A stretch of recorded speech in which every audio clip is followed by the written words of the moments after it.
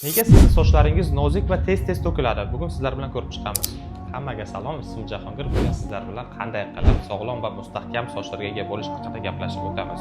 Sochlar nega to'kiladi va nega kuchsiz bo'lib qoladi?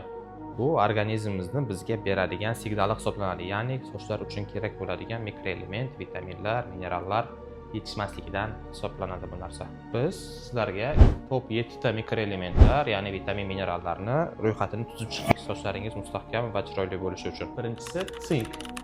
Sink bu organizmimizda juda katta rolga ega.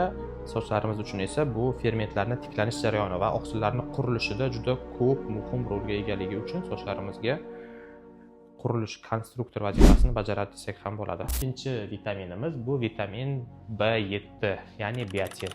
Bu juda ko'p kundalik ozuqalarimiz tarkibida biz uni qabul qilamiz. Agar biotin yetishmasa, sochlarimiz qalin bo'lmaydi, mustahkam bo'lmaydi va sekin o'sishi mumkin. Yana bir vitamin esa vitamin B6. B guruh vitaminlari juda ko'p organizmda muhim rolga ega. B6 esa qanday tushuntirsam sizga, bu gugurtni uchki qismidagi qizil nuqta bo'ladi, yoqib beradigan, hammasini boshlab beradigan narsa. Mana shu vitamin B6 hisoblanadi. Mis bu sochlarimыздagi uchki qismi har xil shaklda o'zgarib qoladi, taram yokida o'zimizni tilda aytganda soching gullabdi deydik-ku. Ana shunaqa holat bo'lmasligi uchun bu organizmimizda misni miqdorini normaga keltirib qo'yishimiz kerak.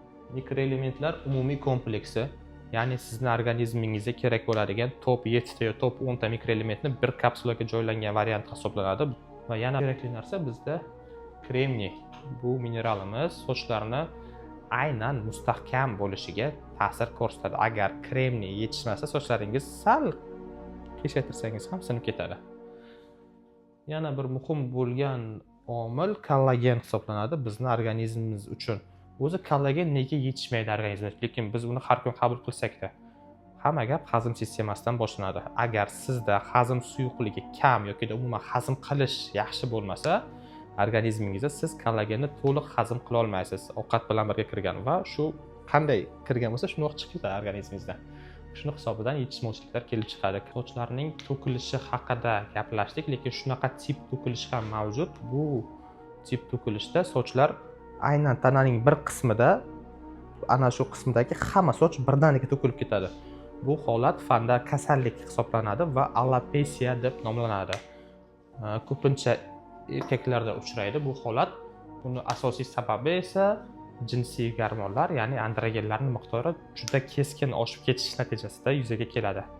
Shuning uchun ham o'zingizni asrang, asablaringizni asrang, sochlaringizni asrang va hamisha sog' salomat bo'ling.